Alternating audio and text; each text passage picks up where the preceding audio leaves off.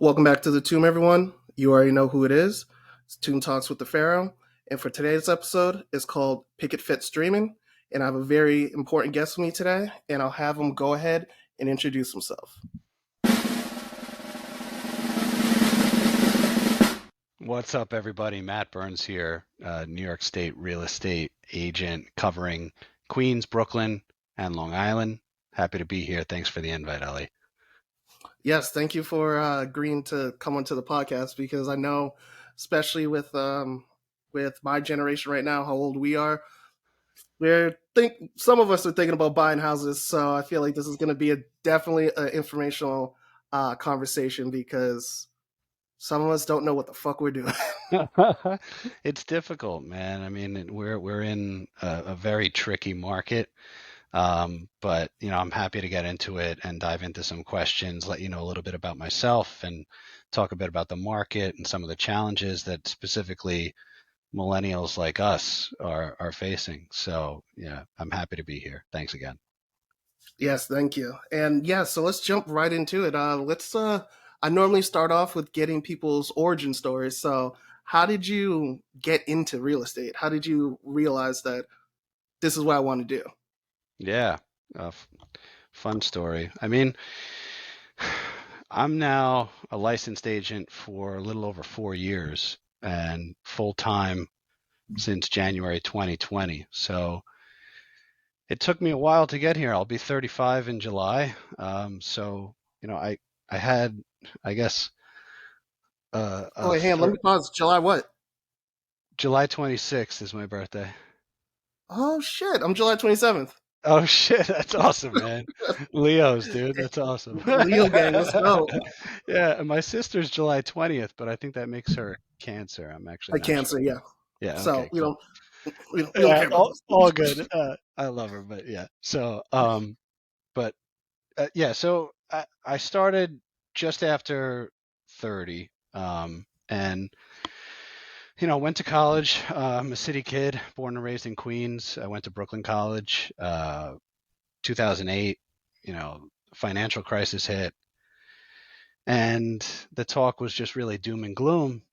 Not going to find a job anywhere. What are you going to do, et cetera, et cetera.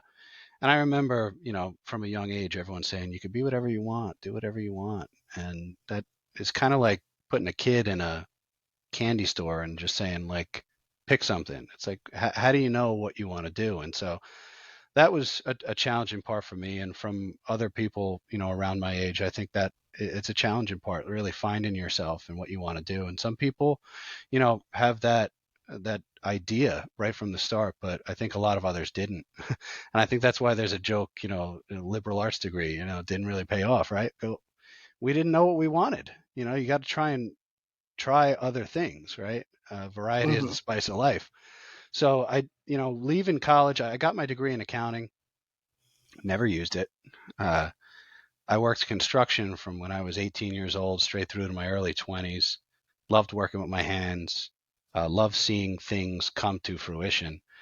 There's no feeling like, job's over. And I pass buildings in Williamsburg still today, and proud of the fact that I had something to do with that. But ultimately, you move on, you try and find bigger and better things. I took on managerial positions, and you kind of get caught in the motions when you're doing that, and years pass by, et cetera. Uh, Before I became a real estate agent, I was in project management for a pretty large construction company, and we were actually working in Astoria, the Astoria housing projects. It was Hurricane Sandy relief work, something like Oh, okay. 8 years later because those buildings got flooded. Um, but I was at this company and I was making good money. But the retirement aspect, and I always had a chip on my shoulder thinking that, I could do more and I should do more. So having the construction background, I think, is what made me start doing my research online and saying to myself, what do I want to do long term? And how can I build something from the skill set that I have now and take that and roll it into a business? So real estate, or I should say, or getting my real estate license was appealing to me because, first of all, it's low cost to entry. You pay a couple $100, you take a 75-hour class, and next thing you know, after you take the state exam, there's your license. And so that's what I did. And that's all well and good, but how do you actually get into the business? You got your license, now what do you do?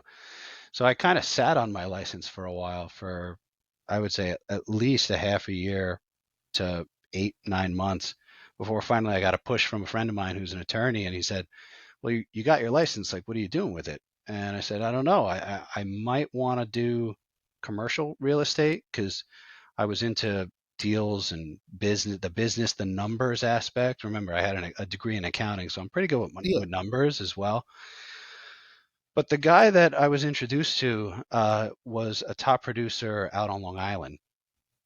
And when I met up with him after being introduced, he really sang the song that I wanted to hear, sky's the limit. And you get the whole song and dance about the draw of the real estate industry. And that was the song I wanted to hear. So I hung my license. This was a team with Keller Williams, which is one of the largest residential brokerages in the country. Not so much in New York. New York is very mom and pop, and then you've got the local heavyweights like Element and Corcoran, etc.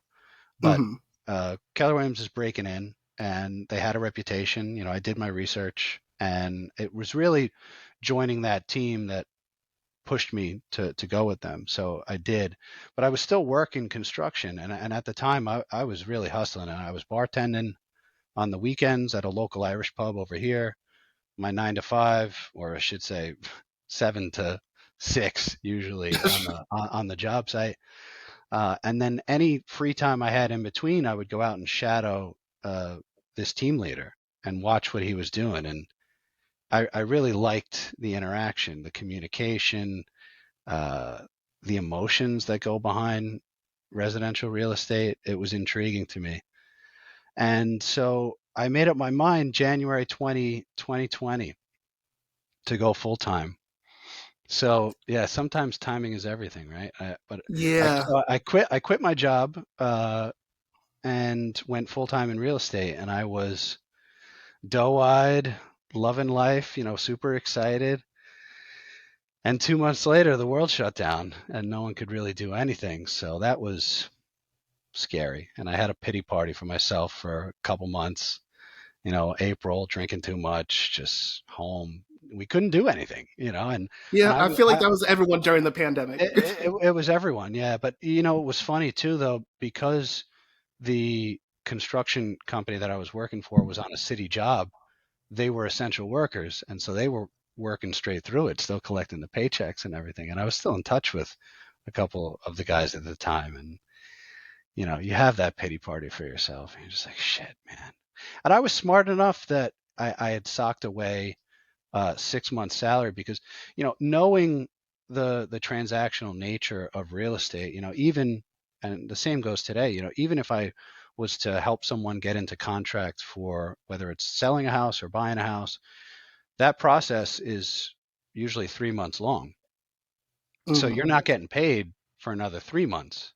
And so I said to myself, well, I'm brand new. What are the chances I'm getting a deal day one? And slim to none. So Yes. I had the wherewithal to say to myself, all right, sock away 6 months pay, that if you eat shit for 6 months, you'll still be able to, put food on the table, pay the rent, etc. And I'm Yeah. really happy that I It's kind did of that, kind of hard because to be like a real estate agent if you're homeless. yeah, exactly. Um, and it's tough to be ethical too when you've got a gun to your head like that. If money is really the driver, it puts you in a situation that you really shouldn't be in, when really you're a fiduciary for other people. And that's the way I treat it. And I'm blessed to have business the way that I do, because I feel for agents who have their back against the wall like that, because it puts you in situations where you may make decisions that you shouldn't, just based on the need for money and putting yourself before others. And it's not the right way to do it. But I'm blessed to have never been in that situation. And in no small part, at the start of my real estate career, to having that the sense to sock that money away. But it was actually great because I stretched that 6 months pay to probably a year because no one was really going out, and you didn't go out to dinner. We cooked at home most of the time. The only real expense I had was the hard liquor that I was consuming every single night because there was nothing to do. Yeah, Uh, so that will rack up very quickly. I'm telling you, man, I can't look at a bottle of Woodford Reserve again. It's just it's too much. It's too much. It scars me. Yeah, PTSD from that. No, but I so realized during the pandemic, people started off as like, I'm gonna drink the nice stuff, and then like a month and a half in, it's just like, and I'm gonna have to drink some Rubinoff or yeah, like some pop. Georgie. Yeah, Yeah, no. So um yeah, and then May 2020 is really when the floodgates open. Real estate became one of the uh professions that were granted whatever the phase two it was. And I hmm joked because I remember going out and being on the roads phase one, and it was a pleasure. Driving around New York City phase one. Oh my God, I can get into Midtown Manhattan in 5 minutes from where I am here in Middle Village, Queens. And then phase two came around, and it was a nightmare. And I said, the phase two workers are the problem on the roads. yeah, So, but yeah, May 2020, it was off to the races, and that's when everyone just wanted to get away from density. And that's really when the shit hit the fan. And I'm happy that I stuck to it because that was the real crux of my learning experience and getting really involved in deals and learning the business in ways that they don't teach you that when you're taking your real estate license. It's really about the law. They essentially take from the New York State uh, law book or from whatever the bar association has for real estate. That chunk gets taken out and you learn it as a real estate licensee. So it's really just you're looking at the law and all the details that go into that, but they don't teach you how to do deals. So mm. that was my learning experience and really how I got started into real estate. Scariest thing I ever did, but from my perspective, the best thing I ever did with my life. So Yeah, and I can imagine it was scary quitting your job and just like you said, just like diving into something else. So like, what was that like? Like, what type of mental preparation did you have to go through to get to that point to say, like, I'm putting in my 2 weeks and I'm going to try this new endeavor? yeah, I mean it takes a lot. It takes guts, faith, faith in yourself. And faith that just doing hard work because I've never shied away from hard work and I knew it was going to be hard work. I don't think I realized how much because you don't really know unless you're in it. But I just knew, especially since I had that money kind of socked away and the fact that I was joining a team too, which I would recommend to others who may be thinking about it. A team structure is great because it gives you a lot of support from the start. uh, Going solo and not having a clue as to what goes on is super scary. So I took a leap, but I think that having the team was a parachute for me. So that gave me enough to say, at the very least, I have a mentor, I have a support structure around me. I'm not just taking this leap on my own. It's almost like I'm hanging on to the coattails of someone else who has leaped way before me and is flying. So Yeah, that was something that enabled me to say, uh, you know, this is what I want to do, and I'm going to take the shot. And I remember Barry, who was the team leader, he said to me when I was shadowing him part time, and I started asking him, I was asking him so many questions for. It was probably 3 months, 4 months that I was shadowing him, and I was asking him so many questions and taking notes and this business really is all about communication. So learning the different communication techniques and what works for certain people, what doesn't work for other people, and knowing that difference and making those assessments on the fly. Uh, I think he had said to me that it was rare for someone to ask those many questions, I guess. And he had said, Matt, well, if you want to be successful in this, and I think you really can be, but you have to do it full time. You can't just half-ass it. And I think that's the same with anything. If you really want to be good at something, you got to really dedicate yourself to it. You can't just half-ass it. And that's not to say that I have seen a successful, or whatever their definition is of success, in part-time agents. But if you really want to make a career out of it, you have to go full time. So I think that was another push for me to say, okay, well, if this is really what I want, and I want to do a deep dive into it, I can't split my time. I can't be everywhere at once. So that, I think that was the biggest driver for me as well. And also having that chip on my shoulder to say, like, you could be doing better. So why not test yourself? And so I did. And it was funny because then everything happened, and you almost second guess yourself, right? And I had that pity party for myself. But you pick yourself back up, and you just get up and you keep going. You keep going. And you're going to get knocked down. You keep going. So what was the reaction from your family when you pretty much told them it's like I'm making this pivot? Oh, that I was fucking crazy.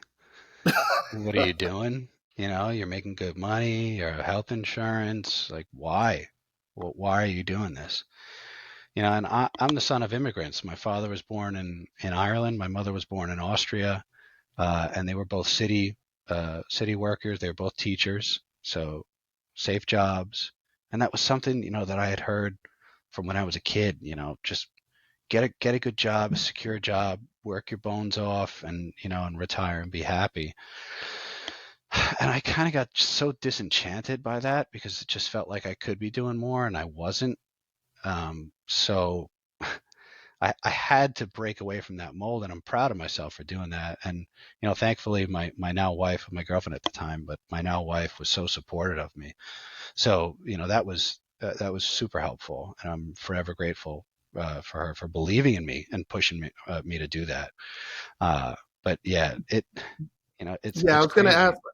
I was gonna ask about well, your wife now, about when you said it was like, oh, I'm quitting. It's just like, it's like, you sure you want to do that? Yeah, yeah, yeah. And But you I said mean, that she was very supportive. yeah, she was super supportive of me, believed in me, which was great. And and I had socked away that money, and I always said, I hate having option B, because if you have an option B, you're more likely to get, when the shit hits the fan, to just pivot back. And I'm happy that I didn't. But that was always going to be my safety net. So, Mhm. but COVID was a wild card that no one saw at all. So, and I don't even know if they would have taken me back at that point, just because of the way everything was with that job site and filling my shoes, et cetera, et cetera. But yeah, I mean, having the support structure around you has to be, one of the most important things. And whether it's one person or your entire family and friends, uh, you need people always pushing you. So surround yourself with people that will push you and push your limits, because you don't know your limits. You're going to hit a wall, and then you need people behind you to say, fucking get through it. So, Yeah. but don't listen to, the peanut gallery. It's not, and I'm sure they're well intentioned. My mother's well intentioned. My father's well intentioned. They just want to see the best for me. But Hmm. you have to fly on your own, especially if you're going to do something like this. So just take the leap. I mean, and what's the worst that can happen? You go back to square one, right? Yeah, That's it. and that I think that's the thing that a lot of people forget, is that if you have to go back to square one, just remember that you started there and you made it this far already. So you're Right. capable of doing it. Oh So yeah. it's not necessarily the worst. It might be the most uncomfortable, A hundred but it's percent. not the worst. Yeah. Yeah. It's and it's a mental exercise that I went through so many times, leading up to it. I'm part time. All right, I'm gonna go full time. You get that pit in your stomach, and it's just fucking do it. Just fucking do it. And looking back, best decision I ever made. And you said that you've been full time for 4 years, correct? Yeah, yeah. So have your parents kind of come around now since they see like what you. Yeah, I mean, I Sorry think if it's it's a little bit like if it's a little bit too much. They, no, no, no, no, I'm not trying no. to be It's too no, intrusive. no, not at all. I love talking about it. It's just funny because, I don't really get asked these questions so much. So it's actually nice. Um, I think in many ways they have, and they're very happy when they hear of my successes. But they're always kind of ask, "Oh, how are things? How are things?" Always that concern, which I appreciate. But I almost feel like in some way they're kind of waiting for there to be a mix-up or a mess up. But so I kind of keep my failures, and I have plenty of failures, but I don't broadcast them that much. Not to say that I hide them, but to certain people, they don't need to hear that. You want to hear my successes? I'll tell you my successes. Like, so I live in a two-family home. My wife and I, before we were in the apartment we're in now, we were a few blocks away, living in a one-bedroom basement apartment. And my grandfather passed away, and my grandmother lives she owns a two-family home. She's on the first floor. The second floor was being rented, and when the tenant was moving out, she had my wife and I over for dinner, and she basically said, look, I'm not getting any younger, and she's the sharpest tool in the shed, but her body's kind of failing her. And she had said, I'd like to have family close by, and we'll preferential rent. And it's a nice two-bedroom. It was a big upgrade from where we were. So, and I couldn't say no to grandma, so we did that. Yeah. Um, but now privacy has not gone out the window, but it has definitely taken a hit just because we're above my grandmother. And my parents come over for breakfast and dinner to spend time with her, and so we'll go down, we'll say hi, and they're always asking me, "What are you doing today? What's going on?" And I got this deal, I got this deal, blah blah blah. How's this going on? So they're always prying into it and curious, and I keep them abreast. Luckily, my success stories outnumber my failures, but they've come around. They definitely have, and I still have that chip on my shoulder to say I could be doing even more. And I think a big part of me is to prove them wrong. Right? I want Hmm. to prove anyone who doubts me wrong because I know me. You don't know me, so don't doubt me. So that's a Yeah. big driver for me as well. And it's like that old saying is that effort is the only thing that you can measure. No one else can measure it because you know how much Right? you put into Yeah, it, and it's because just you like I. control it. Yeah, that's the thing is that that's the thing that you can control, and you can put in all the effort, and those people, like you said, the people that are doubting, it's just like make sure that they see your successes because those are sometimes the people that are waiting on your downfall. Right. Um, Right. so I And that's wanted not to, to say you're not going to have any. yeah, and the the thing is that people personally, I believe is that like you don't learn much from successes. You don't learn much from winning. You No, learn exponentially more no. from failing, and that's the thing. It's just like okay, it's like I might have tried this with this deal and it fell through. Now I know next time Right. when I'm in a similar situation not to do that. And that's the things Exactly. that I think that people need to understand is that if you're failing, that means you're learning. And that's the Fail forward. yes, yes. Every if you're gonna fall, fall forward. That's So it. I wanted to Yeah. backtrack just a quick second, because I wanted to ask you, because you said that it was a low cost of entry to getting your real estate license. Could you kind of walk people through like the process of it, of how you got your license? Sure. Yeah. So, uh, really, Google's your best friend when it comes to this. But, New York Department of State is the one that licenses real estate agents, real estate sales persons, and real estate brokers. So, all that information is available on the New York State Department of State's website. Um, And so I was looking at educational courses, and there was a number of different ones, different schools, online, in person, etc. And I bought, it was a low cost. I think I got it on Groupon. It was like $100 for the entire 75-hour course. It was all online and it was all there, but you had to sit there for 75 hours. And God, I realized then, because I hadn't done any virtual classes when I was in college, but doing virtual classes for me is like nails on a chalkboard. It is so draining, and you have to try and be excited about what, just going through a freaking PowerPoint presentation. And you can so easily get distracted as well, right? You're on the internet and you're in your home, and so there's all these distractions. And so at the end of it, there would be an exam, and I think I did, whatever. There's the first chapter, the first two chapters, and you take the quizzes, and I'm just failing them. So holy shit, this isn't even like tough stuff. I just wasn't paying attention to Yeah, this like stuff. the lights were on, So but no one was home. exactly, yeah. So I said to myself, I can't learn like this. I have to go and do an in person. And so the Real Estate Institute of New York, I believe they have multiple facilities, but the one that I went to was in Manhattan, 36th Street, right by Herald Square. And I mean, I had spaced it out over, I think I went every Saturday and Sunday for 6 hours at a clip for whatever it was, 2.5, 3 months. And by the end of it, I soaked all of it in. Passed you finish the 75-hour course, and then they have a school exam which you take. It's part of the payment that you gave for the curriculum. And then once you get that, you can go and take your New York State license exam. And when you pass the like that in-person school exam was harder than the New York State exam. So it was a piece of cake. One and Okay. done, at least for me. Piece of cake.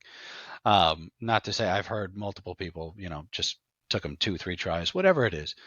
But I mean, I think all in all, sunk cost between the books, uh, the course, and the license, I was maybe 600 to $800 in the hole to get started. And congratulations, you're a business owner.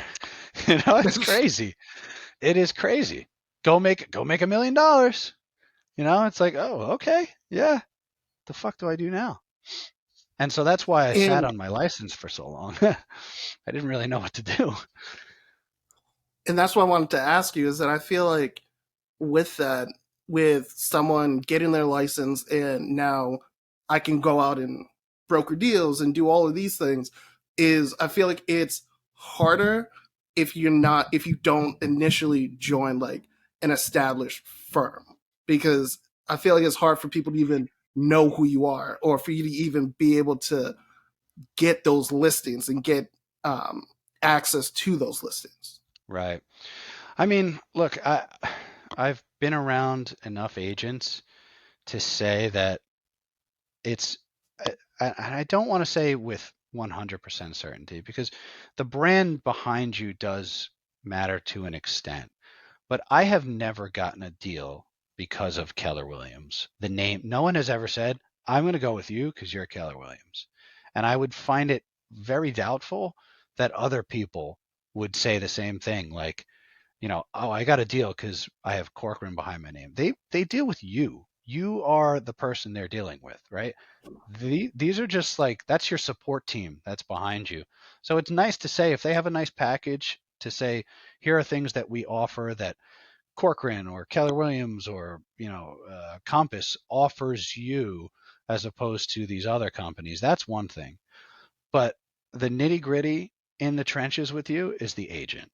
So the agent is the one who gets the business. And so when you sit down with a buyer, sit down with a seller, or sit down with an investor, you got to know your shit, and you have to be on the ball with whatever it is that they're trying to do. You have to be the right fit, and I think that's also the beauty of being a real estate agent is personalities, are part of your brand and it's part of your business, right? So I speak to a certain type of person in the way that I run my business, in the way that, the expert that I am, and then I take that expertise and I put it through a conduit in one specific way. And that speaks to certain people. And other people have different versions of that. You've got the hard sell type and they're, shoving it down your throat. They're cold calling and sell, sell, sell, sell, sell, sell. Not my style. For some Hmm. people, and you can be successful in whatever way that you are. You just have to get yourself out there and let people know who you are. Um, and I have yet to find a brokerage that is going to give you that sort of exposure for no money, you know, make you into this superstar. That's up to you, right? You're when you're an agent, you're an independent contractor. And I just hang my license with whatever this brokerage is. If I wanted to tomorrow, I could go to any of these companies, Sarahan, Corcoran, these local mom and pops, and they're all over, especially in the outer boroughs. And you're in Astoria, right, Ali? Yeah, yeah. Okay.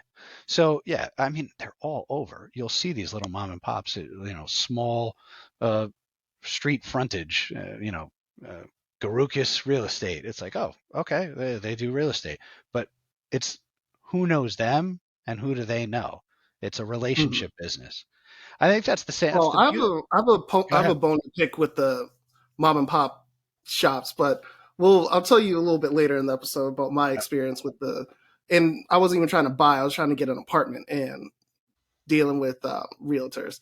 Uh, sorry, I didn't Rentals mean are to cut you off. no rentals are tough, man. I really I wish it was easier for people. It's something that I haven't really dove too deep in myself because it's a lot of work and it's not a lot of return on it. And some people get great success out of it, but it's also the environment that we're in terms of online, and everything is really like the Wild West online.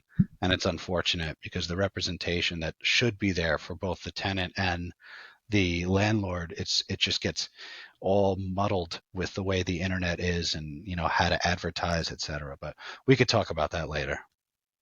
Yeah, yeah, because it's a little bit of a wild story. I want to hear it. I want to hear it. It was, yeah, but okay, because I didn't know that. I honestly thought that people would be going to real estate firms and like was the that was the thing that kind of like kept people there. It's like, oh, like I know Compass does um, good work, so let me just keep going there. But thank you for clearing that up because that was definitely a big misconception that I have that now has been Yeah, corrected. So it's I wanted to ask you, what are some of the misconceptions that you've had when you first started, and how have you? Well, no, we'll just leave it with that. What are some yeah, misconceptions? misconceptions. I mean, well, really, there's a bunch. I think the biggest, well, for first-time home buyers, I guess, but no, you know what? We'll go through all my misconceptions. Coming into the business, I think that was definitely one of my biggest misconceptions is where do deals come from? Uh, and it was a harsh reality to say that you got to go find them. So you got to talk to people. And this is a relationship business. Things do not just fall into your lap. And I wish they did. It would be, but if that's how it was, everyone would be doing it. Hmm. And that's the thing. And the barrier to entry is so low to get into real estate. And I think there is that misconception is so prevalent that people get their license and they just think that deals are going to fall from the sky, and they just don't. Yeah, they're like, why Um, am I not rich yet? exactly. Yeah. Why am I not a I thought I was going to be a millionaire in a year. Yeah. Yeah. Yeah, Harsh reality there. It is a business, and most small businesses fail in the first 2 or 3 years, and that statistic is the same throughout real estate agents, I should say. So that was definitely a big misconception. Um, but there's misconceptions all over the place. The market, people you hear talking heads on the radio, on television, on the internet, and these sound bites that they give, they sound great, but really there's no simple answers to complicated questions. And there are so many moving pieces when it comes to real estate. Even on a specific deal, there are so many moving pieces. Forget about the market in general. It's very much like the butterfly effect. So that was a misconception, I think, coming in, is just, the scale of it, and Hmm. understanding that when it comes to residential, it is very hyper local. Things can change block to block, house to house, neighborhood to neighborhood. So you really have to know your shit in the areas that you want to focus on. And then, if we're talking about dealing with clients and buyers and sellers, specifically buyers, I think there's a misconception that you need 20%, a 20% down payment to buy a home. That's probably the biggest one. With an FHA loan, you could do 3.5% down on a loan, and I mean that's great, and you can And get the that done. FHA is what? So that's the Federal Housing Authority. They Okay. have specific loan program where you're able to put 3.5% down. Um, I'm careful in saying that though, because obviously a lower down payment, your monthly mortgage number is going to be significantly higher. So and I think uh, you know, people will see that 3.5%. Oh shit. Well, if I have $35,000, that means I could buy $1 million home.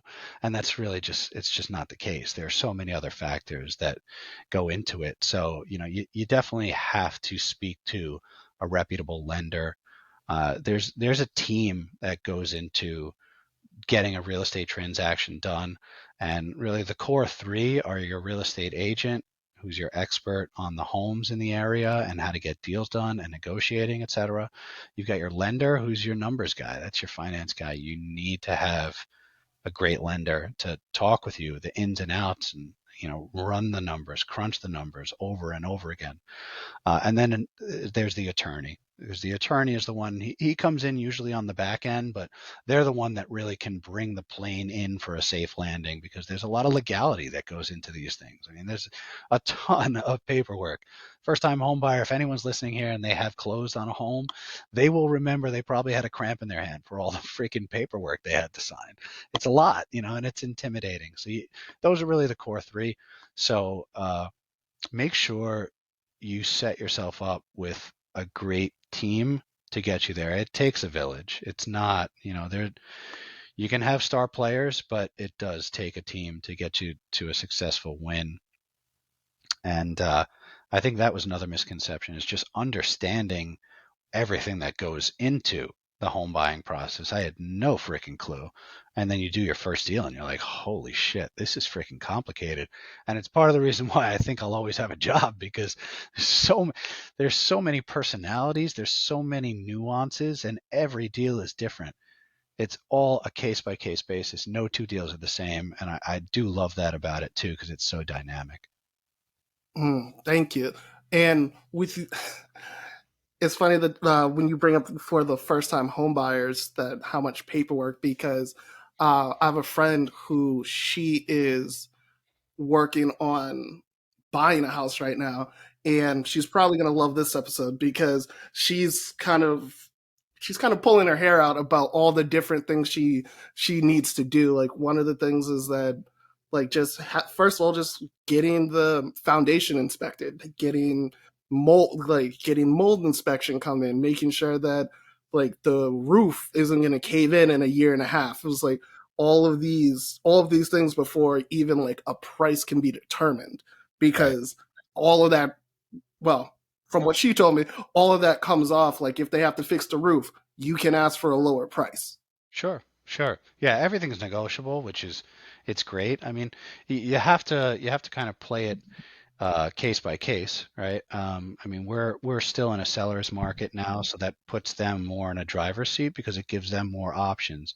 If they're priced right and the home is, in a hot neighborhood, you're probably competing against multiple other people, and so these are the conversations you have with your agent, where it's like, you know, how do we want to approach this? What's the best way to put our best foot forward and still make you comfortable with where you are? Because that's one of the main things about this is you have to be fucking comfortable doing what you're doing. This is one of the, for most people, the largest purchase you're going to make in your life, right? You have to be comfortable with it. You do not want buyer's regret buying a freaking house. That is an expensive mistake to make. So you Hmm. have to make sure you do the right thing by yourself before anything moves forward, and that's part of the the coaching that it is a big part of when I work with buyers, especially first time home buyers, which I've worked a lot with since starting in real estate, and I love it because you know setting expectations can be tough, but when they really zero in on what they want, what they need, and they know what their target is, it's super powerful. So I love seeing it. It's one of my favorite parts. So for first time home buyers, because from what you said, I feel like some of them might just be like might misconstrue just being nervous with uncomfortable. So I guess how should someone distinguish between that? It's just like I'm nervous about getting my first home versus just like Yeah. this deal makes me uncomfortable. Yeah. Oh, I mean, that's very tough to say. It's really, situational for each and what are the details of every specific deal. What's making you uncomfortable about it? It's hard for me to give a blanket statement in that respect, but I think you just got to go with your gut a lot of the time. Um, and look, nervous is a natural reaction when you're making such a large purchase and an important purchase at that, right? But uncomfortable, I think, is a different feeling, and I would like to say most people would know the difference, um, especially when it comes to health, safety issues. Money is one thing, but health and safety, that's another one. I had a deal uh, about a year and a half ago here in Middle Village, the neighborhood in Queens that I live, and they were living in Astoria. This couple, beautiful couple, baby was on the way, looking to buy their first home, and it was an older home. It was probably about 100 years old, in pretty good shape. Needed updating, of course, but the bones Hmm. were good. But the water main that was coming into the house was a lead pipe, Oh, so that was a concern for her. And depending on each deal situation, that may or may not have been a deal breaker for the seller, but we happened to come in at the right time, the right circumstances, and we presented it in a way that, look, we want to move forward with respect and good judgment here. And, uh, my client, I won't name her on the show just out of respect for her, but she's got her baby on the way, and this is a major concern for her. She doesn't want lead in the house. So, you know, this is going to be something that we want addressed. And luckily, we were in a situation where the seller said, I respect it. And I'm happy that, a family's going to be taking this over. It's the house he grew up in, et cetera. So they replaced the entire water main, which I think it was an $8,000 job.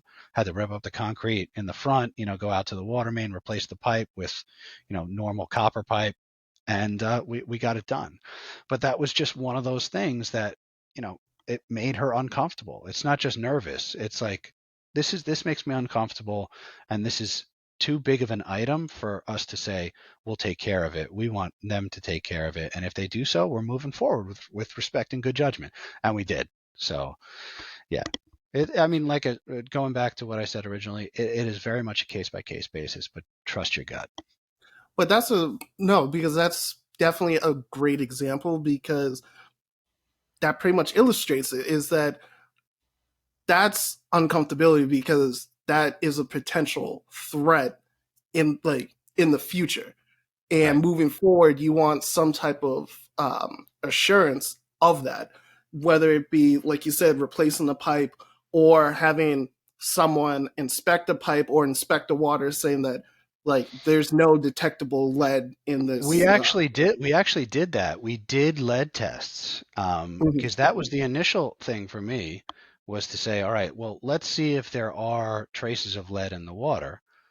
And there wasn't from the initial test. We got the New York City DEP test. There was no traces of it, or I should say, not none, but a safe level, whatever that scale was. It goes green, yellow, red, and it's like a percentage, et cetera. What is safe? And it came back safe. And they sat on it for a day. And then the next day, they both called me and said, Matt, like we talked about it, and yeah, it might be safe now, but somewhere down the road, it might not be. And we're Hmm. raising our child here. And look, it's a large enough chunk of money that it's not something that I think we can flex on here. So, and those are the conversations that I have all the time with agents. And those are it's negotiating and it's tactics, and again, it's a case by case basis on how you have those conversations, the way you structure the conversations, depending on personality, et cetera, and what are the other details. But I, I totally respect someone who says I'm completely uncomfortable with this. Nervousness is part and parcel of buying a home Hmm. because it is a huge decision. That shouldn't stop you. Uncomfortability, that's a problem. It needs to be addressed. Definitely, it's worth communicating about to your team, and if it's something that can't be solved on your end, it needs to go to the other end and see what happens. At the end of the day, this is a meeting of the minds. If the minds don't meet, there's no deal, right? So Hmm. it's all about making those two minds meet and getting the deal done. Okay. Yes. That's okay. My friend is probably going to feel a little bit better about that now, I'm happy to chat with her. because I know that she's definitely going to be listening to this when this comes out. Because speaking of like how I said like with the mold inspection, she was like, "Oh, you did biochemistry in high school. What does this mean?" And I was like, Yeah, I had to look it up, and it was just like, this is what they say are safe put me ranges on the for mold. spot.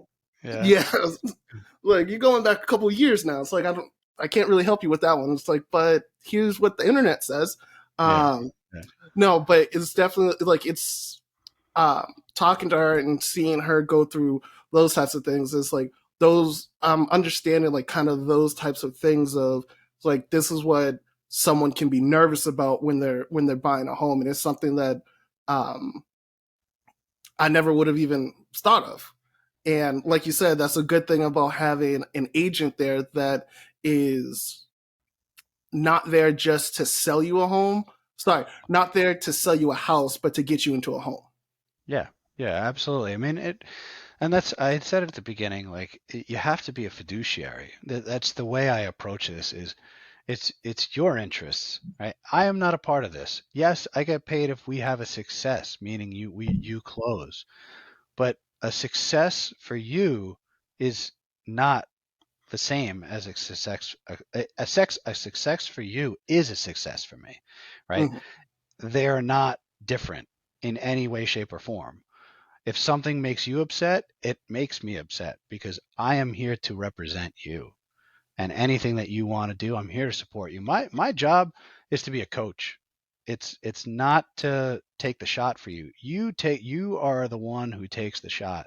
I'm the one who lays out the options for you, gives you guidance based on expertise, and then whatever route you want to go down, I'm here. I'm like a Sherpa basically, and we're going to climb the mountain and we're going to parachute off the top and come down and land in your new home's backyard. Okay, and that's probably refreshing for a lot of people to hear because um, obviously in like movies and things like that, and it's like I feel like real estate agents get portrayed the same as like car dealership sales, and it's just like All salespeople get it, and that was one of the biggest hurdles I had to get over in the business is how to get that stigma off my back, and I tried cold calling for a while, and I really felt like a fucking sleazeball. Like, hey, you don't know me, you want to sell your house? It's like, who the fuck are you, dude? Get off my phone. So yeah, I really had to double down on the fact, and I do truly believe that, look, I understand I'm not curing cancer or anything like that, but what I do is very valuable. I'm helping people and guiding them through one of it. when you're dealing with real estate, you're usually going through a transition period in your life, and you're closing one chapter and opening another. And it's a very expensive turn of the page, and there's a lot that goes on. And I mean, I'm happy to say that a lot of my clients have become good friends of mine because you bond during that experience. You're going through the ups and downs. It is a fucking roller coaster. So, I take that ride with you and just show you how to get a great win. That's really what it's all about. But getting out of that mindset that I'm not a salesperson, I'm basically a consultant. Um, and you're hiring me for my expertise and the way that I convey my message, not only to you, but to the people that we're hoping to do a deal with. So partnering with an agent is it's a huge first step in making the next move towards whatever it is you're trying to do in real estate. Mm, thank you. And for I guess the next question is that for some people who might have a agent that might not be as personal as you and like as caring and acting as a fiduciary as you for her first time home let's try that whole sentence again. First time home buyers, what would be your advice of like key things that they need to check off the list before they sign any type of documentation?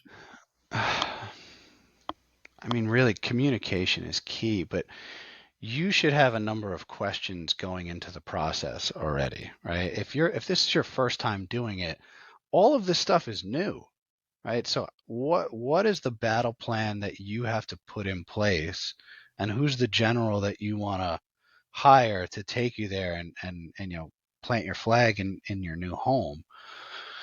I mean, so if I'm giving you an example for like what I do for my buyer consultations. I mean, the first thing I do is ask them like, why do you want to move? What are you doing?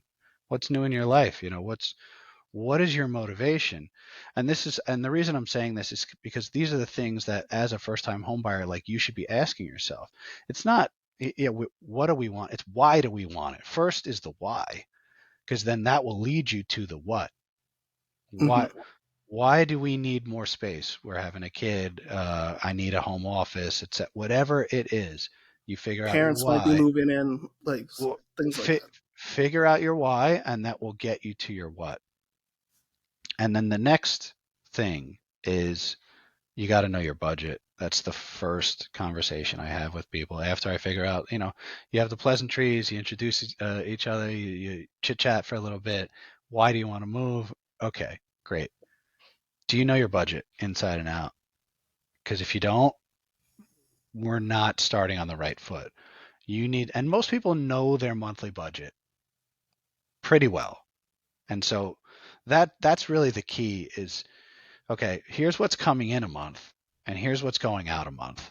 And then you look at whatever that remainder is, right? Because that's going to be, and you could take out your rent and then look at, rent plus whatever else is left and say, all right, this is the chunk we have. Because if you have an auto loan payment, you got student loan payments, food, etc., you still got to eat no matter where you go, right?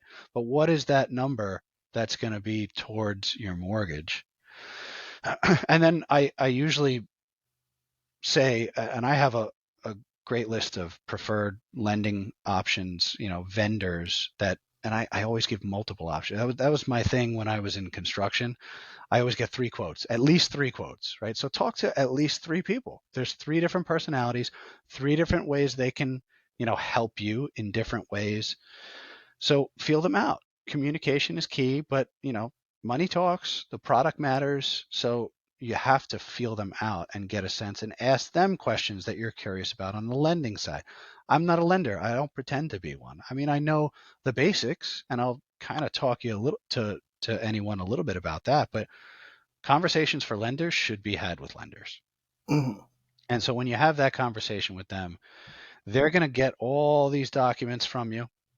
You're going to submit them, taxes, income statements, credit score, and they'll come up with a number for you. And they'll say, Ali, you're pre-approved for $1 million. $1 million purchase price. Okay, great. But what really matters then when you get that pre-approval from them is what's the monthly number there? Because just because they'll approve you for $1 million home doesn't mean you want to buy $1 million home.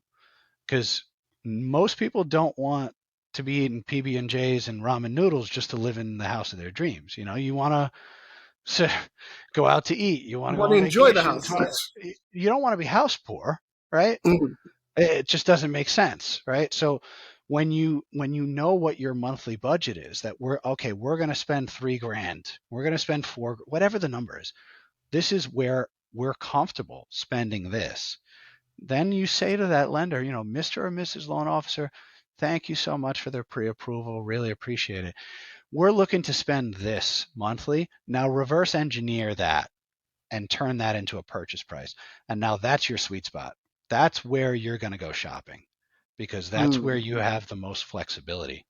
And you could dial it up, you could dial it down. You find a great house, it's a little bit above your where that monthly number, but it's a really nice fucking house and it's right where we wanted it.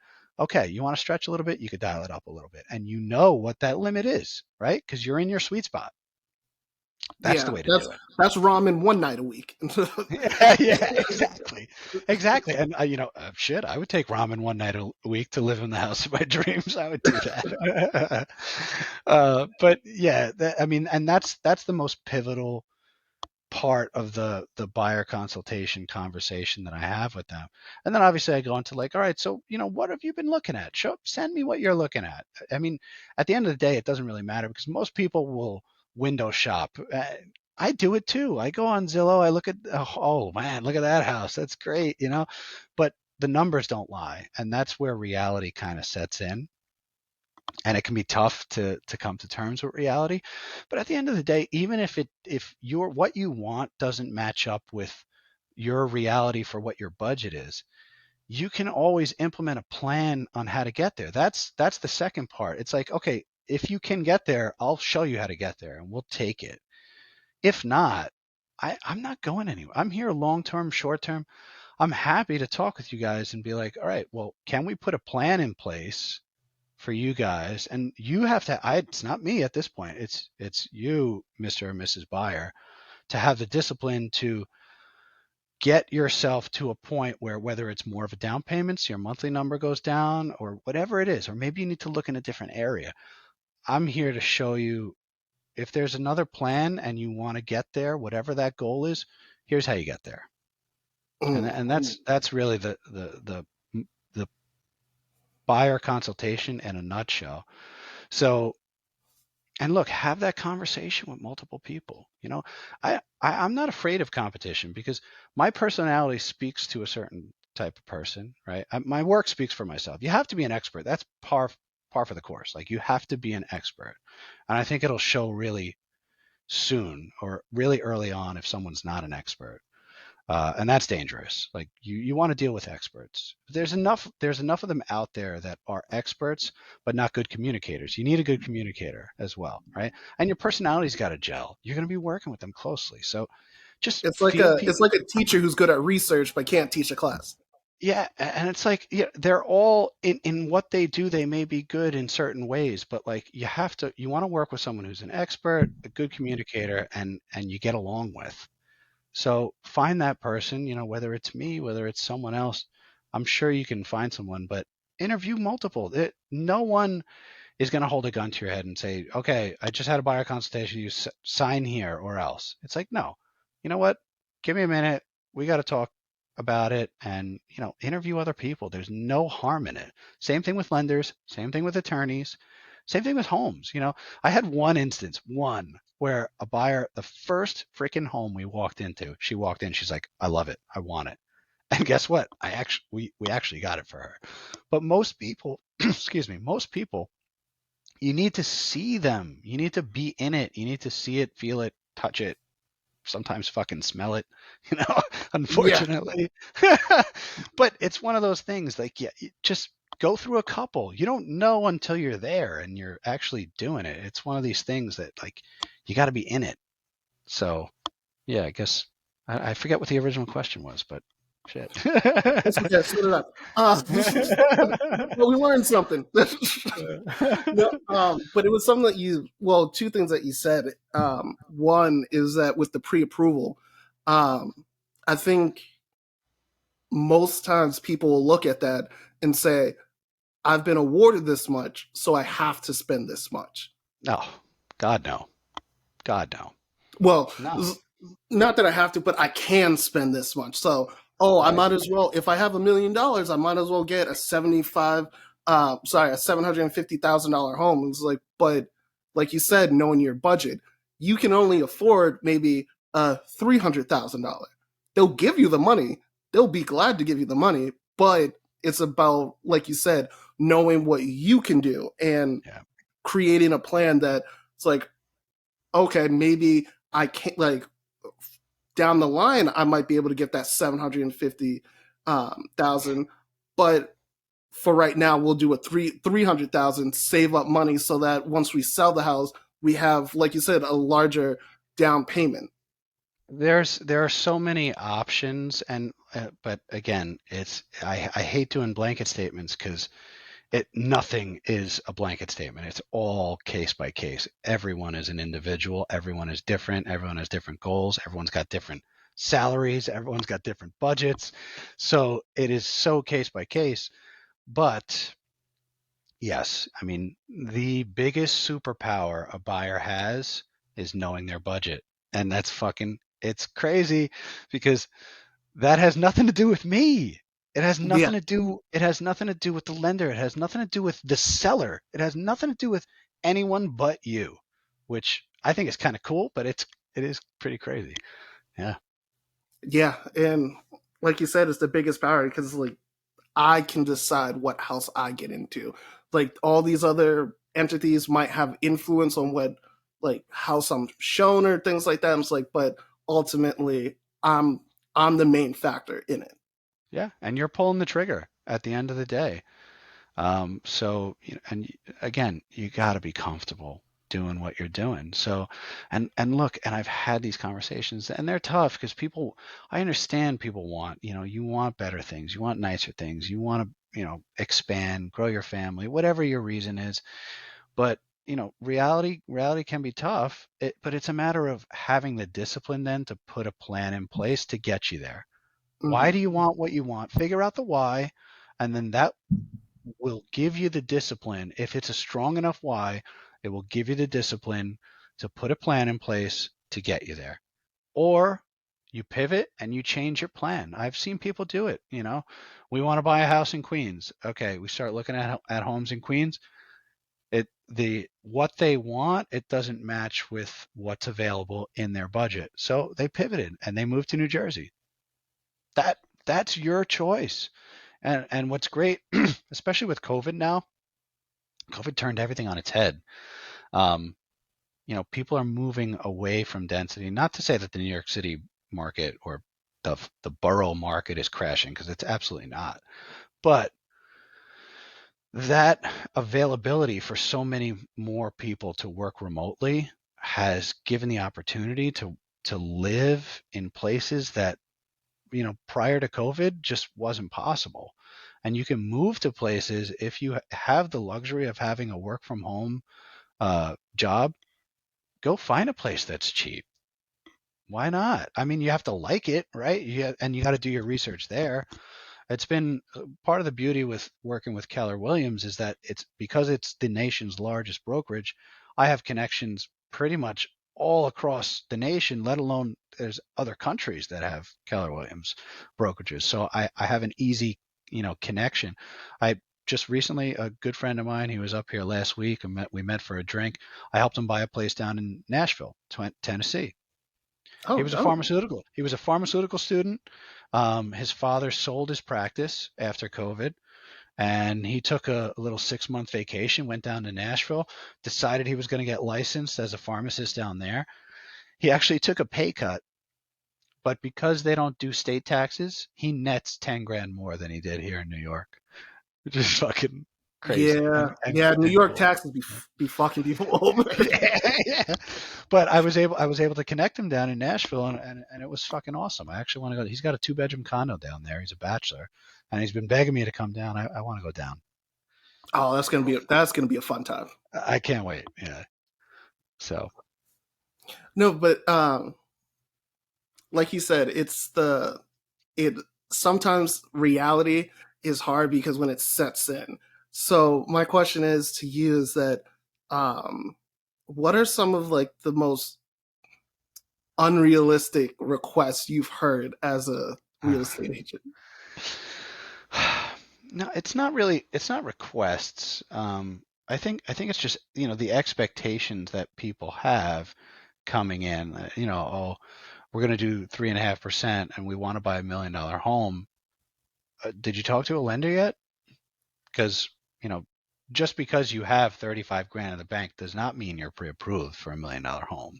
Mm, Even if you're doing 3.5%, because so many different factors go into it. And especially since the financial crisis of 2008, lenders are really strict on their lending standards. So your credit goes into it. Your monthly income goes into it. They have the equation, and it's pretty standard across the board.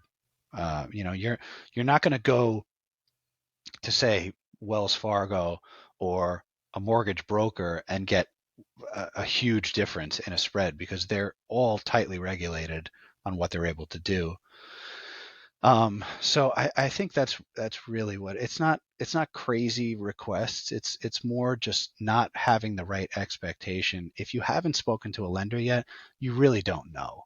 And even when you get that pre-approval, the first conversation I have, if they say, "Oh, we got a pre-approval and it's for $1 million," I'm like, "Okay, did you have that conversation about your budget with them? Because what is your monthly pay? Because if we make an offer on a house and let's say it gets accepted, and now you're sitting down and you're about to sign the contract, and all of a sudden you see a piece of paper with your estimated monthly number, and you're like, what the fuck is that?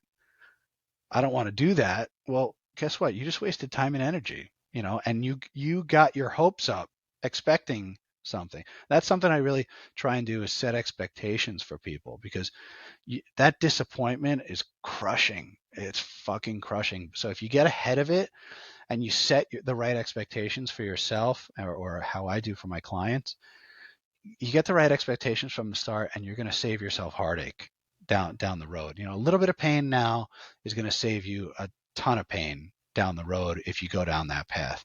And I had to learn that the hard way when I was on the team and seeing it happen and realizing that it's all about communicate. If you communicated that at the start, none of this shit would have happened. So I make it a point to kind of lay all the cards out on the table up front, and whatever the cards show, it's all good.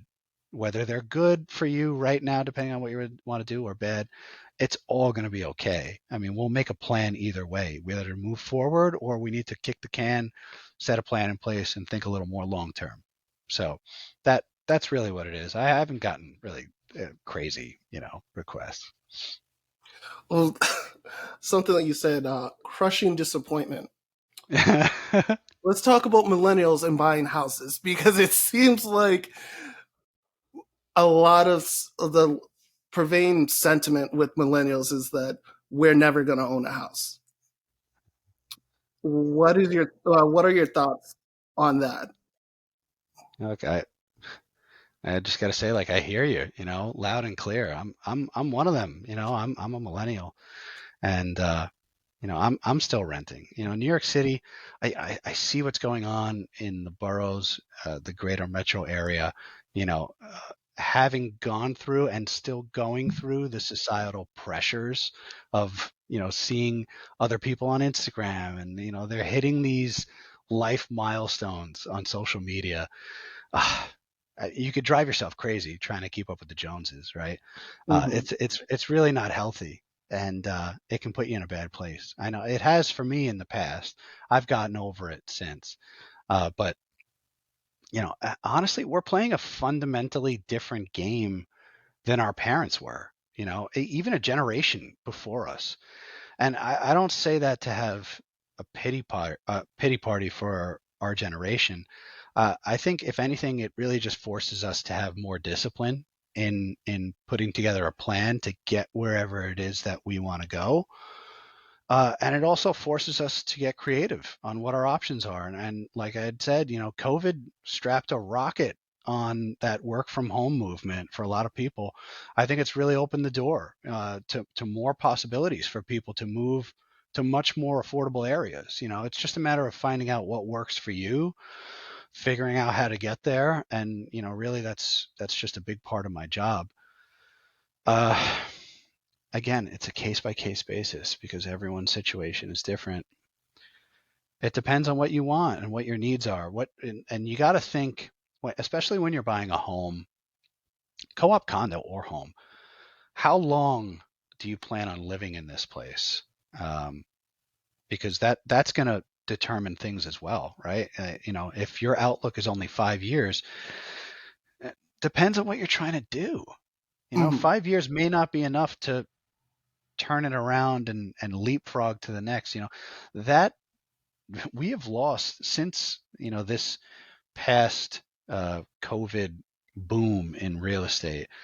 We have lost a really good chunk of the downsizers and the upgraders, and like the sellers who would be selling their homes in order to upgrade, or the people that would be looking to downsize, for empty nesters, etc., retirees. They locked in preferential interest rates back at the start of COVID. We had a mortgage refinance boom. I mean, interest rates were in the twos, and I doubt we're ever going to see that again. That was, a perfect storm because no one knew how to handle COVID, especially the Hmm. government. They had no clue. So that was a knee jerk reaction, and people capitalized on it. I don't fucking blame them. I would have done the same thing if I had a mortgage, right? Fuck. Oh yeah. The, I, people were getting paid to refinance. So why wouldn't you? And now with interest rates around 6.5%, everyone's just saying to themselves, why would I leave? Why am I going to sell my home where my monthly payment is locked in at a crazy low rate and I'm paying, nothing like what I would be paying if I sold my home and bought a new one. So it just doesn't make sense. So there's less inventory, and that's kind of like the challenge with the market these days is really that is because inventory is so low, but interest rates have risen.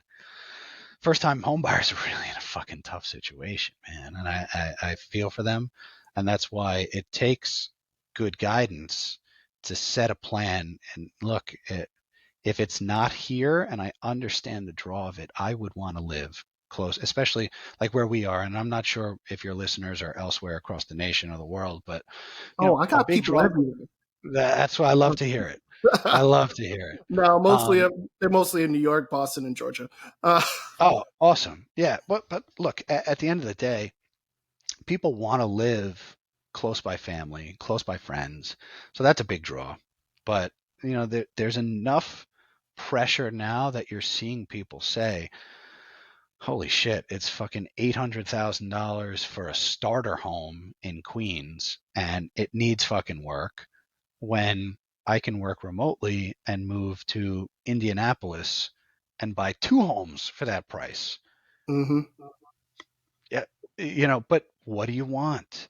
And why do you want it? I can't answer those questions for anyone. It's all an individual. So, yeah, I love having the conversations because I get a feel for everyone's situation. That's what your finger on the pulse. It's so funny because I get to see it from a micro perspective, but when you see enough of it, you start putting the pieces together and saying, all right, this is a trend. Hmm. So it's kind of cool to see. Yes, and I do. I agree with you. Is that it's not necessarily impossible for millennials. It's just like you said, it's a different game. And Yeah. unfortunately, we're the ones that are tasked of learning the rules. And I guess understanding the game is different so that when you do have your parents, it's like, oh well, like when you're gonna get married, when you're gonna get a house, it's just like you were able to do that with one person working. Two of us need to work four jobs just just for us to be able to afford that. So it's like you said, is that maybe not living in a city where if you're, I don't know, 28, 29, 30, you still want to experience the nightlife. It's like you might have to move a little bit further out, and going out in the city might be uh, twice a month type of thing. Yeah, and look, I mean, renting is not a terrible option, right? You always have options, and renting is always one of them. But what is your lifestyle? What do you want, and why do you want it? You know, for a short term kind of thing, renting is the way to go. But if you're looking more long term, you want to kind of lay down roots somewhere, you're thinking 5 plus years, I would say 7 plus years at the very least. Now you're talking about buying a home. Renting is really a short term solution. Not to say that it can't be a long term solution. If you have a good deal and you know that it's going to stay that way for a long enough time to kind of take some uncertainty off the table, because I think that's one of the main disadvantages of renting is the uncertainty of rent increases and what's going to happen. Is the landlord going to change? Yada yada yada. But Mhm. there's nothing wrong with renting. And for some people, it is the better option depending on what you're trying to do. Yes, and I think the from what I've heard, most of the pushback to people that rent long term is that I've heard people say it was like, oh, well, you're not building wealth, like you're not doing anything, like you're not spending your money in a way in which it could increase in value. It's like you're just shelling out money. But also, I I firmly believe now the way that just how prices are, this country is not set up for people to really live by themselves on one income. Like Yeah, unless you're not for making the income not for money. the majority. Yeah, not for the majority. I Yeah, agree. I agree. Um, so it again. like It I have a goes back. studio right now that costs me. It costs me, and I don't. I'm not going to let people love it. start counting my money. Um, but I understand. It's just like if I found roommates when I moved here, it I would have an exponential amount of disposable income.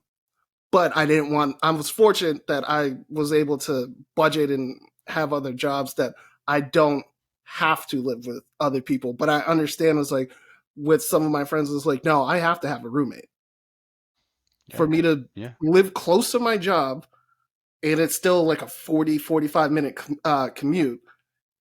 Like I have to live with someone else, and they might not even want to, but it's a reality that they have to live in. So I feel like it's with millennials, we're kind of in a little bit of a catch 22. I feel like in certain instances. Yeah. Yeah. I mean, I've seen enough, that you're between a rock and a hard place. You want to do something, but there's a lot of upfront costs with buying a home. One of the things with a pro of buying a home is that you lock in your cost of living, right? But the only thing that's really going to change is taxes. I mean, yeah, you have maintenance and things like that, but your cost of living is staying the same. And there are other pros as well, but that's one thing. Rent, there's always a little bit of a wild card, right? How long's the lease you signed? Year long, 2 years, and then guess what? It's probably going up because bills got to be paid, taxes go up, landlords, it's a business. It is a business, and it's tough. I think the city has fumbled a lot of the programs that they have on both sides of between landlords and tenants, that it's made it difficult for a lot of people, and kind of made it like a tale of two cities, which I don't think is right. But again, there's a lot that goes into policy, and didn't want to touch on politics at all because that is a rabbit hole that we could go down for probably a season of your episodes. But there is no shame in renting at all, Mhm. especially if, you're outlook isn't 5 to 10 years, 10 to 15, 10 to 20, whatever. Um, it really is. It's very much a case by case basis, depending on what you want and what your goals are, what your budget is. You know, it's really the upfront costs that get people, especially millennials, because you have all these other expenses. But there are ways to put plans in place to say, all right, here's how we're going to sock away, sock away, sock away, and see what you could do with that, whether it's here, there, or anywhere. You know. Okay. So anyone that's listening with the roommate, go give your roommate a high five. You're doing the best you can. There's no shame in it at all. I would Yeah. never say to someone like, "What are you doing? Why are you renting?" No, that's it's your life, it's your decision, and there's no shame in that. I mean, my wife and I are still years away from Hmm. buying a home, uh, as things are, as they stand now, and there's no shame in that at all. So I'm with you. I'll rent as long as we're comfortable. I will rent as long as I have to. And then depending, if we want to start a family, we need more space, whatever it is. Normally, in today's market, it's the 4 Ds. Diamonds, people get engaged, they move in together. That forces usually a move. Diapers, you have a kid, you need space, right? Diamonds, diapers, death, people die, they sell their home, move out, whatever it is. And the last one's divorce. Those four things, those life events, always going to happen. So Hmm. that's always going to force people to make decisions, whether it's from one rental to another, from a rental to buying, from owning to renting. I see it all the time. It's really life situations that move the needle a lot. Um, the other ones are probably work related if you're moving for a job or etc. But those are the four big ones, the 4 Ds. Okay. Yeah. And oh, hang on. Damn, I just had it. Um, fuck. Damn. All good, man. God. I swear I'm getting better at this, guys. Uh, I'm learning. Just bear with me. No, because it was something that I definitely wanted to touch upon with you. That's what it was. Is that I feel like, especially with the boom of like when millennials, where a lot of people are talking about building wealth, building wealth, building wealth, and I feel like people are being pushed into home buying when they necessarily like should not, because it's this whole craze about generational wealth and everything like that, and it's just like, sure, if you are in a position to do that, I feel as though like go ahead and do that. If you can't right now, then like you said, make a plan to do that. If that's your why, then Exactly. then definitely do that. But if not, if you're fine with just chilling in a studio apartment or having a roommate for an extended amount of time, so like then go ahead and live your life because it's yours and you're the only one that has to live it. Exactly. Yeah. Fuck the opinions. I mean, and I'd said it before too. The societal pressures. I get it. My wife and I got married. We had a courthouse marriage last July, and I mean, next question. All right. First it's when you get married, then it's when you're having a baby, right? When's that coming? These are just like people just expect and expect and expect, and you could just say, "Fuck them." Yeah, We're gonna do whatever we want, and I mean you have to be on the same page, obviously, your partner, whoever it is you're going through life with, but I mean at the end of the day, it's not their life, so don't let anyone kind of push you into doing something, especially if you're uncomfortable with it. If it's what you want to do, make a plan to get there. If you don't want to do it, don't let anyone tell you what to do. I yeah, mean, and stop trying to live by the ABCs of life. right, right. Make your own path. I mean, and that was, part of getting into real estate that was very liberating for me is making my own path. I mean, then you have to have the discipline of actually implementing and doing the work, especially when you don't know what the work is when you first get in, you know?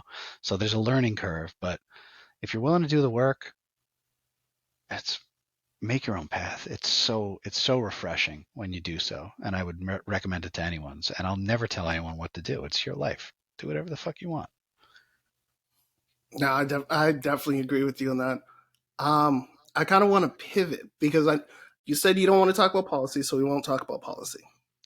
Um, but we will talk about race discrimination because that it goes back to the story that I told you we talk about dealing with realtors. Um, so you've probably heard the studies like, oh, like if you have like a black sounding name, you probably don't get callbacks for like jobs and things like that, or where they've done studies, or where they've done like experiments where they found that like realtors, what they'll do with like sometimes they'll show like a black family only like areas and like houses in like black areas. So hmm when I moved here to Astoria, I was staying on my friend's couch for about a month, and about a month before that, I was in Georgia on Street Easy, all these different apps, trying to find a place to live. I knew what my budget was going to be. I knew my salary. I knew I had a second job, so that was income that would be factored in.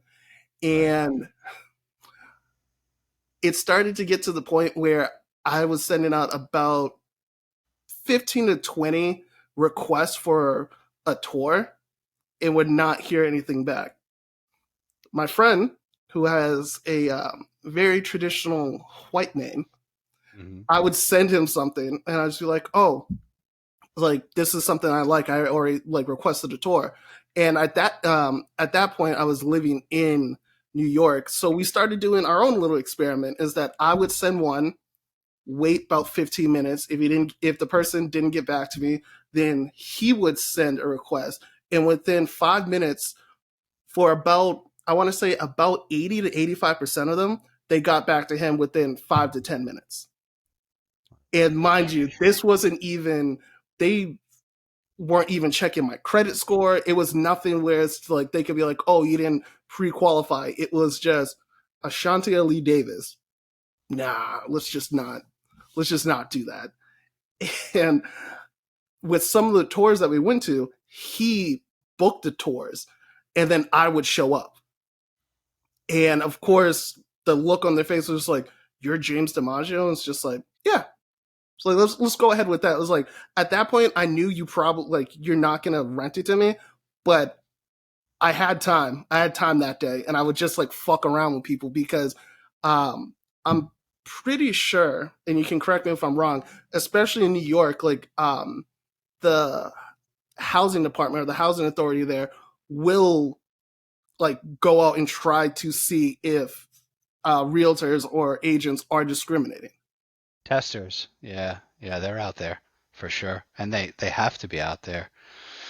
It's an unfortunate reality in the world we live in. I mean, fortunately here in New York City, we have a lot more protected classes than in the rest of most of the country, but it still happens. And most people are put in a reactive position, reporting incidences and hopefully weeding out the bad apples in the real estate industry. The beauty of my business is that I have the freedom to choose who I work with. So I won't just work with a person who is, biased or discriminatory. Uh, and I think the state and the real estate multiple listing service and LIBOR, which is the Long Island Board of Realtors, and REBNY, Real Estate Board in New York, has done a good job so far of bringing up the unconscious biases, and have made a concerted effort, to push training and education on the topics as well. We're fighting an ideological battle, Mm-hmm. and I think it's going to be a slow and grueling process to get us where we need to be, to weed those bad actors out.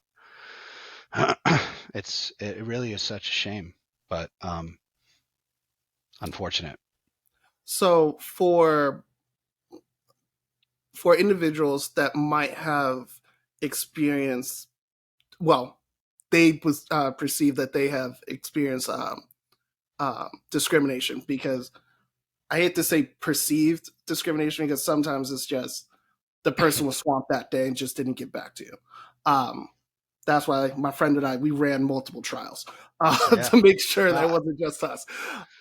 But for people that have experienced that, what are the organizations or departments or boards that they could reach out um, to report some of it?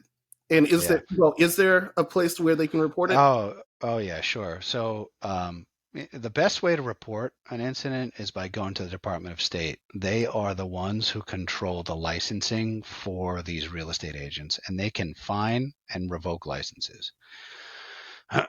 And there are testers out there, but it's like I said, it's a reactive basis. It is not really a proactive. So if someone gets a report, uh, if someone at the Department of State gets a report that this person has, discriminatory actions, they don't have enough manpower to do the random type stuff. But if someone gets an incident flagged on them, they will test that person. And I don't know the frequency of it. I don't even know. I may have been tested at one time, and I'm happy to say I got a clean record. It is it is very important that people report these bad actors. the the barrier to entry in real estate is so low, and there is not enough vetting, and these people need to be weeded out. They are hurting the professionals that want to do right by everyone. We have to get them out. So just Department of State is the number one to go to, and then also hit them where it hurts. Social media, Google reviews, these are important for the consumers, and it's a good way of warning others to stay away from these bad actors. So that would be my two-prong approach. But definitely first, Department of State, you gotta get it on the books that these people are bad apples, and we gotta go after them. I mean, I'm with you. I would, if there was discriminatory practices that I have seen, first thing I'm doing is flagging it. Yeah, we have to do it. It's just like NYPD, corrections, you name it.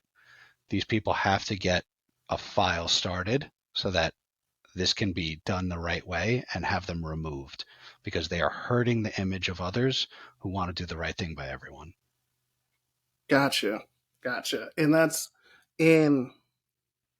I'll say that, like, that's the, because I feel like there are two prongs to this. It's like, and that's the one that we can change, because, like you said, their licensing is from the is Department of handled by, State. yeah, Department of State. Also, sometimes, and I experience this. Um, Sometimes it's the landlord, because I've been in some tours where the realtor was very, it's like, oh, like, great, like, you guys are gonna love this place, da da da da, and then oh, there was one landlord where she was an older white woman, but she was very hesitant to even shake my hand when I said hello to her. I was just like, oh. When my friend and I went together, she was enthusiastic shaking his hand, and then when I reached out, it was just like, don't know if I really want to. But because of the fact that she was in front of people, she was like, I have to. But it's Yeah. those subtle things where I know it's just like, I could Yeah. pay I could pay an extra 1,000 on this apartment, but I wouldn't want to live here because of, like, who you are. And those Yeah. that's probably one of, I guess that might be one of the hardest things to try to fix, because you can't forcibly tell someone we're putting someone in your house. But or sorry, putting someone in your property. But the thing is like, if enough of this happens, maybe realtors just stop working with that Well, person. that's what I was going to say is, well, first of all, it's like I had said before that we're fighting an ideological battle here, Mhm. and a lot of this stuff. It's sad to say that it's just going to have to be a slow and grueling process of these people just dying off. because it's a lot of it is the older generation. Not to say that it's not in the younger as well, but I think it is more prevalent in the older generation, unfortunately. But step two Well, the thing is is that the younger ones can't own homes yet. So, yeah, we got an uphill battle in that respect as well. Um, but yeah, and then step two is the training and education that the agents have to go through now to weed out those landlords, those sellers that are not willing to transact with people that are unlike them.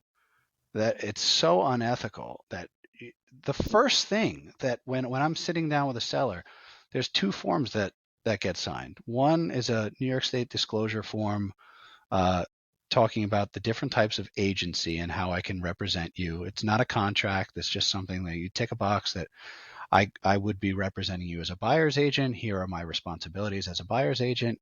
If I'm representing you as a seller's agent or a landlord's agent, or I'm representing you as a tenant, here are all the different types of agency. That's one form. That's a mandatory state form.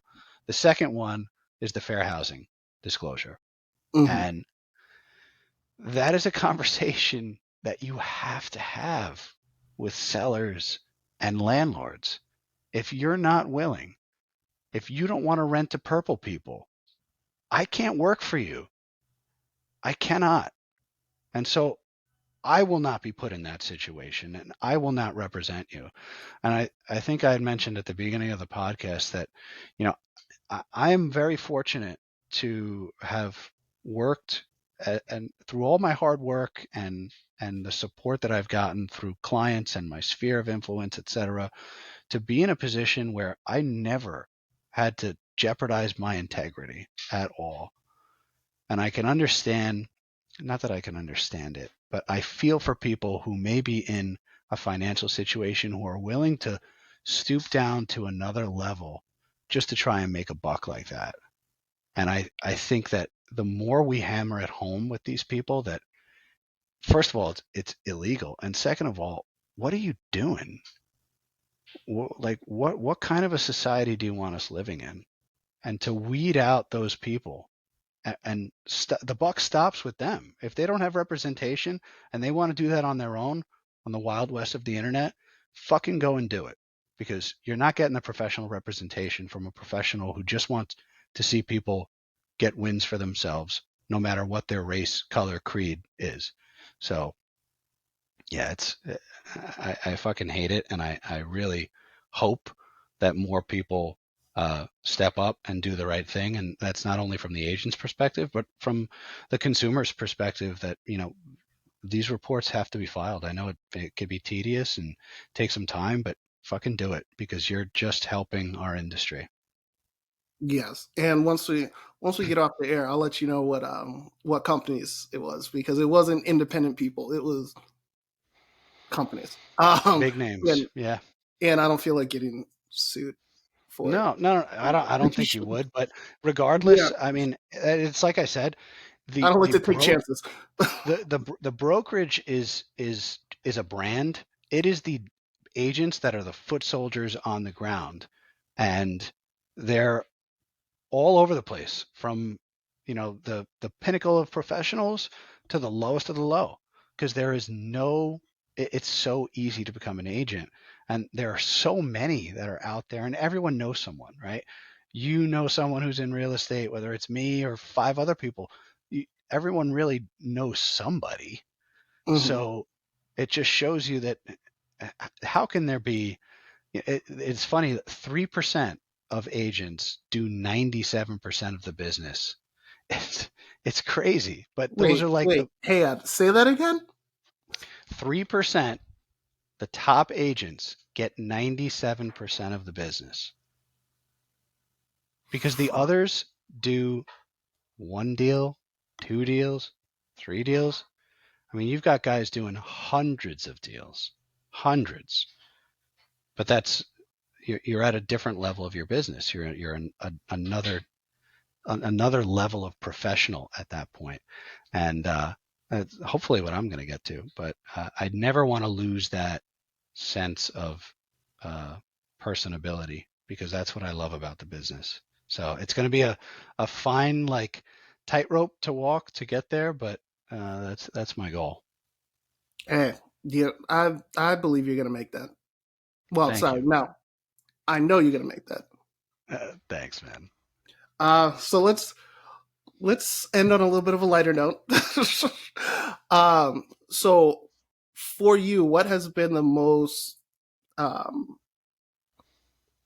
impactful or satisfying like closing that you've had? Oh God,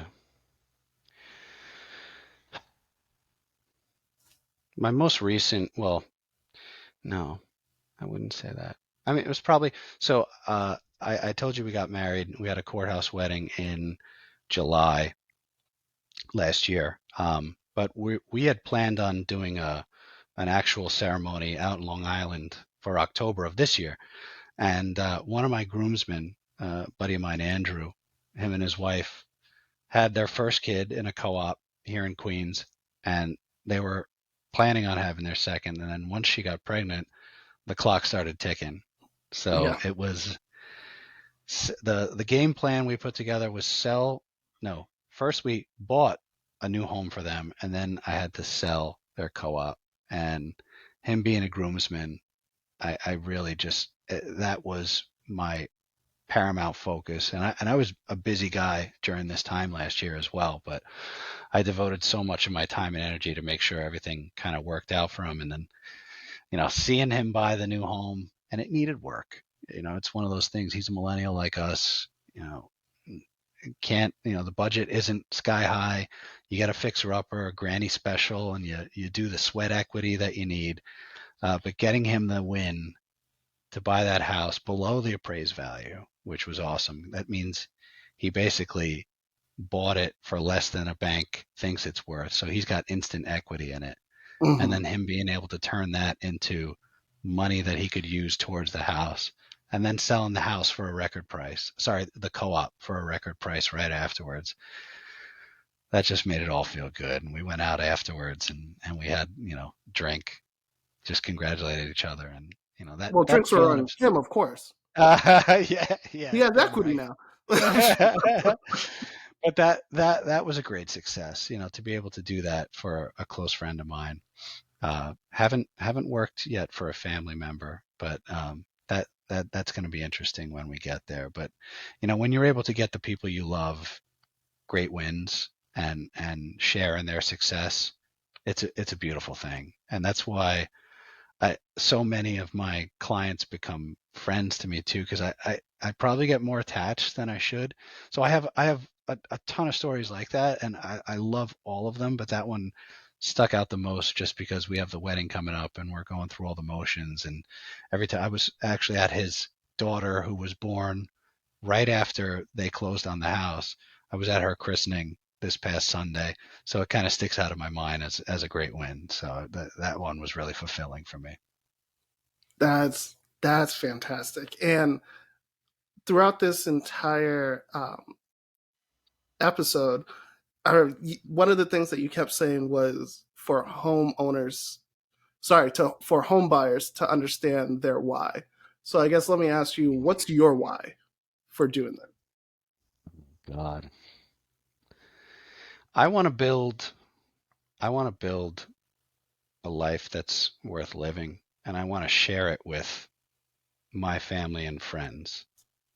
And so, I have aspirations of starting a multitude of businesses that are all real estate related, kind of ancillary businesses that bounce off of each other. I just got my appraisal license so that I can use that as another facet to help people. You want to value your home, get a professional appraisal, etc.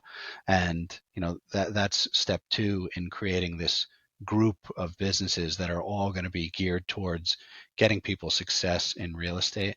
And the end goal for me is to own multiple properties. I would like to envision them as some sort of an Airbnb type thing, but really what I'd like to do is have a space where my friends and family can go and enjoy the company of themselves, their friends, their family, and obviously me sharing in all that and creating that connection. That I love connections. I loved when I was bartending. I fucking loved it because I got to have intimate, some bullshit conversations, fun, but a lot Yeah. of intimate conversations as well, and it was really nice.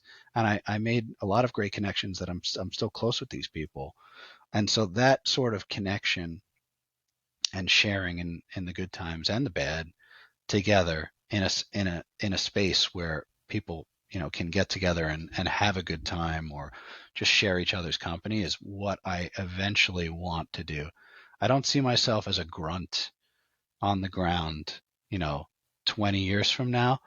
I will do everything I can. If you help enough people uh, get success, you will in turn become successful, and that's my goal for the next, for the foreseeable future. That is my goal in real estate.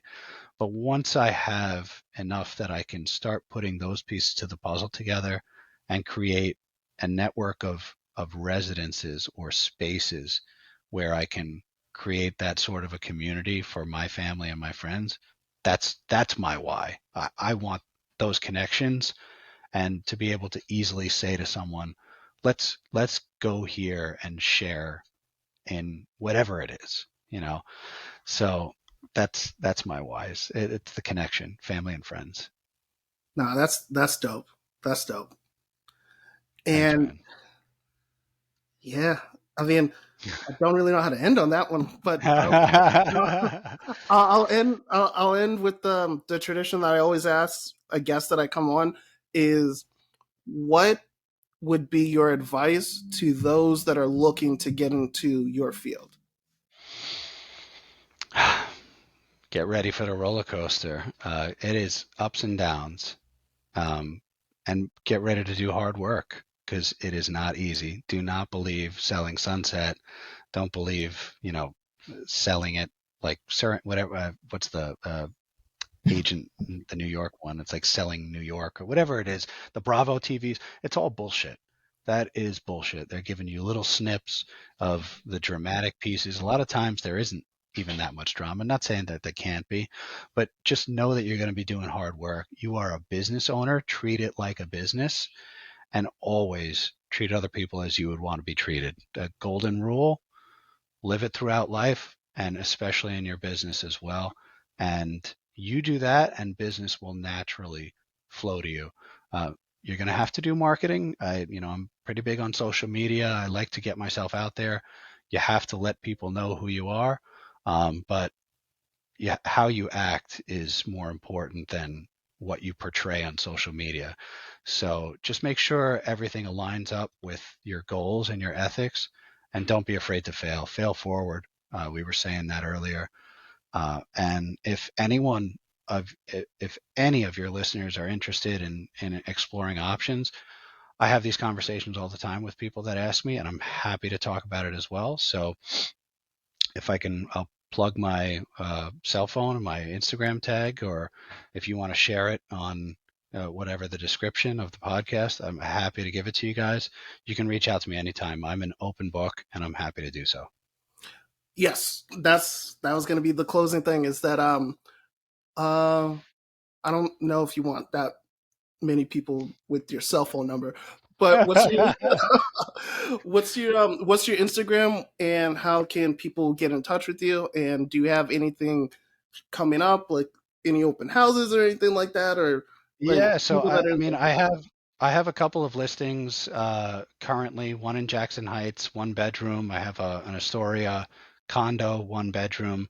Um, Currently working on a Kew Gardens condo in Queens. So if you're in the Queens area, I do a lot of my selling business in Queens. I push out, a lot of buyers are now pushing out to Nassau, Suffolk County. I do work those areas as well. So I'm happy to help. And at the very least, if I don't work in your area, I will point you in the right direction. So don't be afraid to, reach out to me. I'll give you my email. I think that's safer. And my work email is Matt Burns. That's MattBurns at iharp, HARP, iharphomes.com. Matt Burns at iharphomes.com. And my Instagram, I'm just pulling it up now because I couldn't get at Matt Burns. That was taken already. So I have at Matt, MATT underscore Burns, BURNS, period underscore. So Matt underscore Burns, period underscore on Instagram. Follow me. Uh, you know, just share in the life of my business adventures and my everyday life. Happy to connect in any way possible.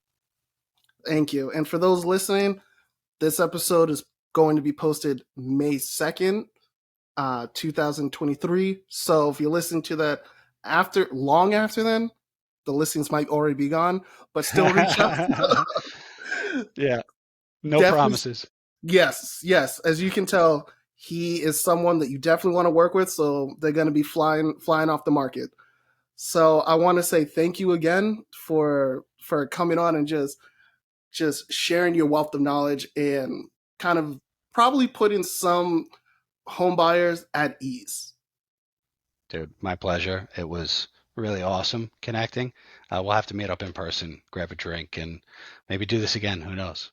Oh, of course, with the way that some other um, questions came to my mind, it was like we have enough. I have enough for a whole nother episode. So I'm definitely going to be having you back on. I'm Um, excited. I'm excited, man. Yeah, definitely. and everyone, that has been another episode of Tomb Talks with the Pharaoh, and I'll see y'all next week.